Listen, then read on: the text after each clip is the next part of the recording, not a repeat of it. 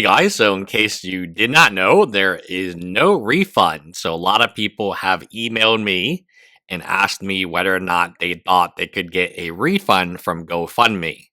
The GoFundMe policies are extremely unfriendly to refunds, and Karl Jobst is correct here that once Karl Jobst takes out the money, no more refunds can be given. And that's how GoFundMe works.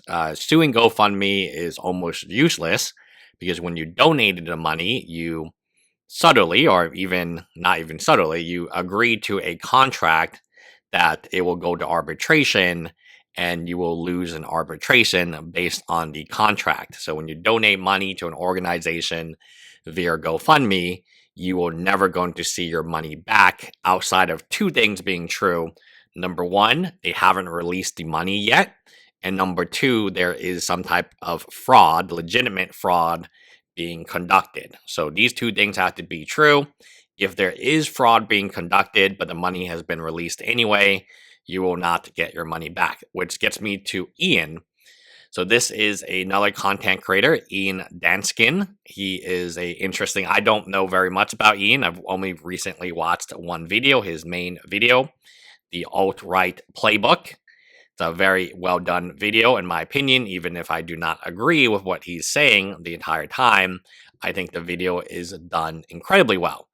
Ian is very honest. He started a GoFundMe. He's raised enough money. As soon as he raised that amount of money that he needed, he closed the GoFundMe within a day. So this GoFundMe did not last multiple days, probably 1 or 2 days at most. His fan base came to support him and they donated the money. So what is the difference between his GoFundMe and Karl's GoFundMe? The most starking difference is there's actually like accounting, there's actually transparency, there's actually humbleness and remorse. I mean, there is let me read you some of Ian's GoFundMe, and then you can compare it to Karl Jobst's GoFundMe, right? It could not be more different in terms of what Ian is asking for and what Karl Jobst is asking for. So $87,000, this is USD. He raised $155,000 and $155,127. Update. Okay, donations closed after a incomprehensible outpouring of support. Thank you, everyone. I am shocked. More importantly, I am about to be debt-free.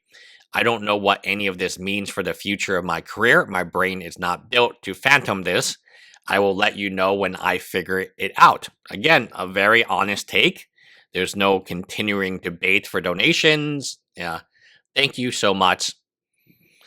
Let's read the whole thing here. Hey, everybody. This was yesterday. I don't know how to write this message. What do I even say? I start with thank you. This is absolutely overwhelming. I am humbled. A word that you will never associate with Karl Jobst is humbled. I feel like I should say, here's the plan, but I don't have one yet. It's going to take a while before I can comprehend this. I was up until 1 a.m. last night because some part of my brain said, you have to figure out what to do with all this, and I couldn't. I don't know how to work on this scale. I could only think, I guess I could get my bike tuned up. I could buy blueprints without waiting for a sale. I could get some nicer pants. And for now, I'm going to try to breathe easy a bit. I'm closing donations. I thought I should announce I'm closing donations a few hours before I do so people can hop on if they want, but why? I've already so far over target. I don't know what to do with it. I don't need to optimize. It's more than enough already. So I'll update folks when there's something more to update. Thank you again. Heart emoji. So that's, I mean, here it is. Between back taxes, fees, a credit card debt currently in collections, and bailout loans from loved ones, running Innuendo Studio for 11 years has put me over $87,000 in debt. I am suspending the channel and getting a day job, but would welcome anyone wanting to pitch in to help with the debt. Breakdown last I got numbers, back taxes and fees, $59,075. Assuming I can correct an inaccurate audit from 2019. Credit card currently in collections, $18,957. Loans from loved ones, $9,331. Total $87,364. I'm not expecting to get all or even most of this from GoFundMe, but any help is welcome. I like this. I like this a lot. I do not like when, and this is again Demons. We know that Demons is suing Ethan Klein, not with her own money, but she's collecting money right now for a potential lawsuit that may or may not happen. The question then becomes, does he actually sue? So I see a lot of influencers use their, oh my God, we have to sue, or oh my God, we have to defend. I like CoffeeZilla's method better, where you get something from it. You get a t-shirt, a coffee mug, something like that. That's a transaction that makes sense to me. What has never really made sense to me, outside of, just asking for money, but understanding, hey, there's nothing in return. I'm going to be as transparent and as humble and as grateful for the money you donate to me as possible. And maybe I don't have an idea for it right now, but I'm going to try my best. That I can appreciate in a GoFundMe. What is probably one of the worst ways to run a GoFundMe is to actually just mislead. Now, people are like, oh, he'll sue you for defamation. You said he missed. No, a large chunk of his audience. I have email after, I had that one email I showed on screen. The guy even commented in the video.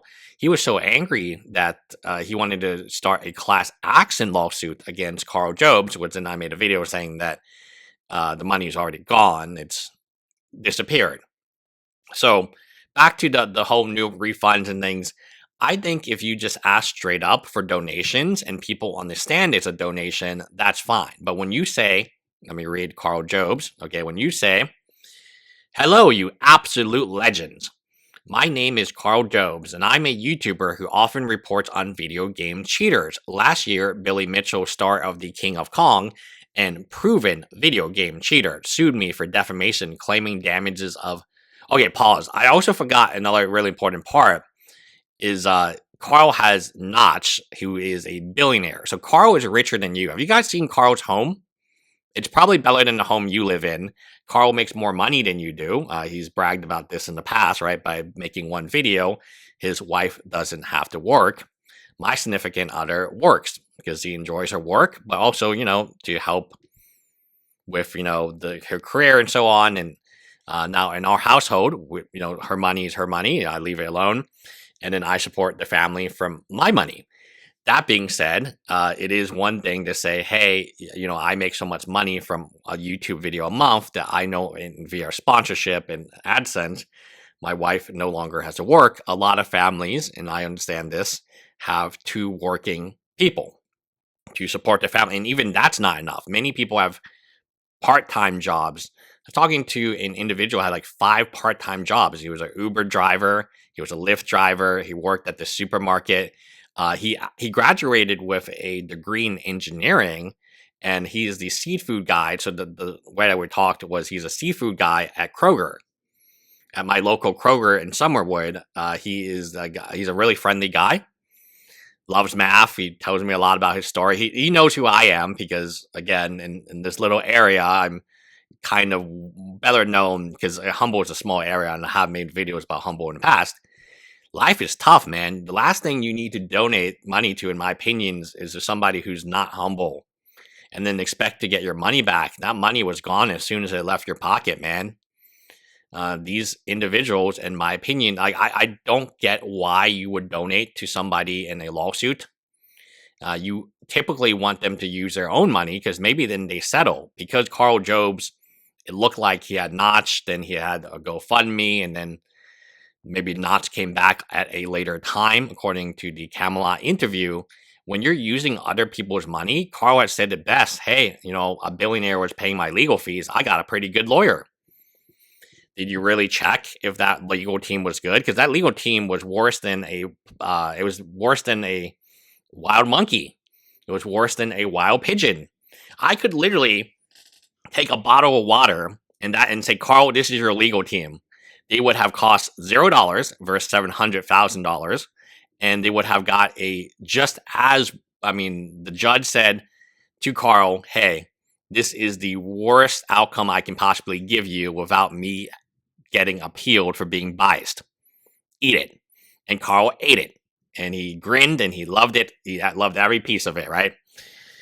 to the point that they're now, his good friend Cat is now writing blogs, very lengthy blog about the judge being clueless or whatever. I'm not going to say here again and again.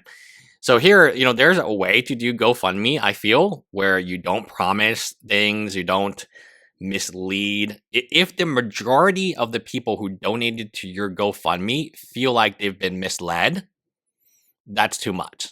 That's not a good way.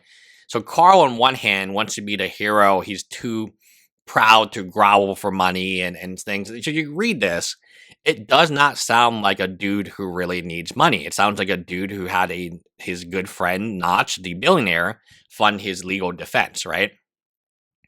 Naturally, the more money I am able to raise, the better for my legal defense will be. That is complete BS, Karl. Now you should understand that.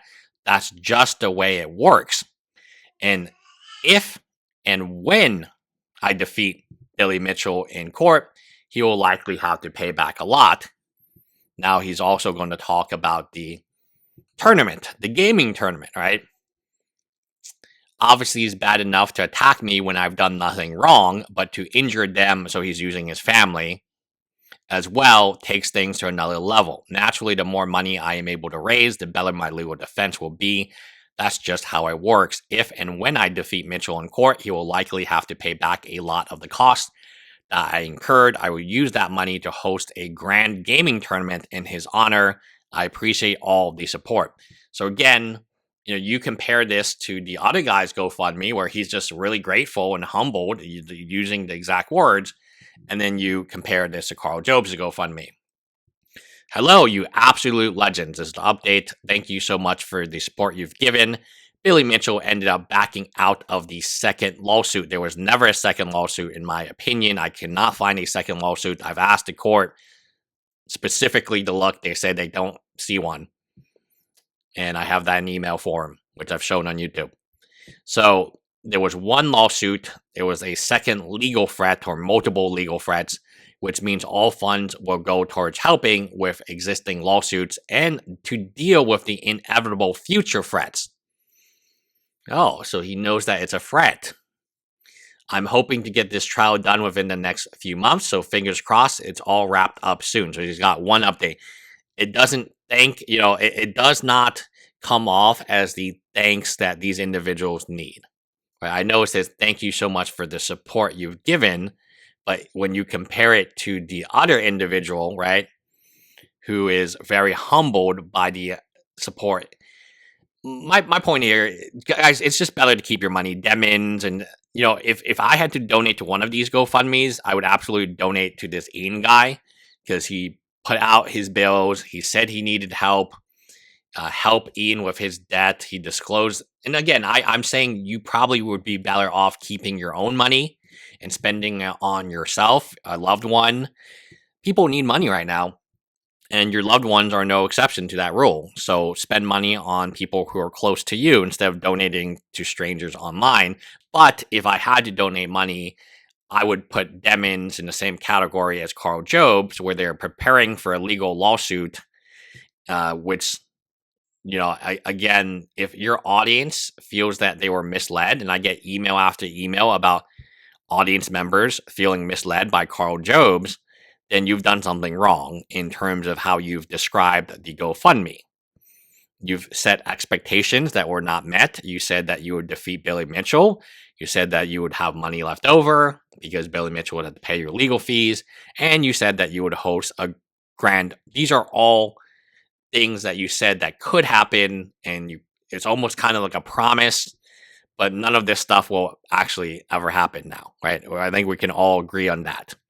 So there are proper ways to set up a GoFundMe, I believe. I personally will not donate to any more GoFundMes. I believe that given the nature of the economy, and it's just better to keep the money, donate it to a charity, of a local charity that you can see where they're putting the money towards, not a indie land or a golf tournament in the middle, where far away from you live, where you live. Donate money to local organizations. I promise you will find 20 of them within a 5-mile radius that could desperately need the money right now, especially animal shelters It's summertime, it's puppy season, it's kitten season. These shelters are overwhelmed, right? Don't donate to Hawk Tua's animal shelter because apparently she's donated $500,000, so it should be okay for a few years, right? At least for 1 year, which has been. GoFundMe's, I'm not a fan of. I really think that you have to be humble. You have to be humble.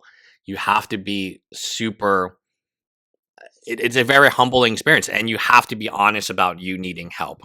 You can't go there arrogant. You can't go there, hey, we're going to beat Billy Mitchell and I'm going to spend the extra money on a gaming tournament. None of this stuff is true, right? None of this stuff became true. So setting the expectations that high isn't the way to run a GoFundMe. And even Deb Mins, who is the plaintiff, she sent a legal letter, probably cost $1,000 or less, and she's fundraising $150,000 right now for a lawsuit that I don't think she's ever going to pull the trigger on. So then what happens to the money that was raised to sue Ethan Klein if she never sues Ethan Klein? Who knows? Straight into the pocket, right? I hate that the content creators have to do these GoFundMe. They make so much money from sponsorships. They make so much money from subscribers and memberships and donations just to their PayPal. Is it really necessary to GoFundMe a lawsuit, either a defense or a actual lawsuit where you're the plaintiff? I don't think so. I personally don't think so. I think by GoFunding and by getting money this way, you're not inclined to settle. You're not inclined to put that option truly on the table.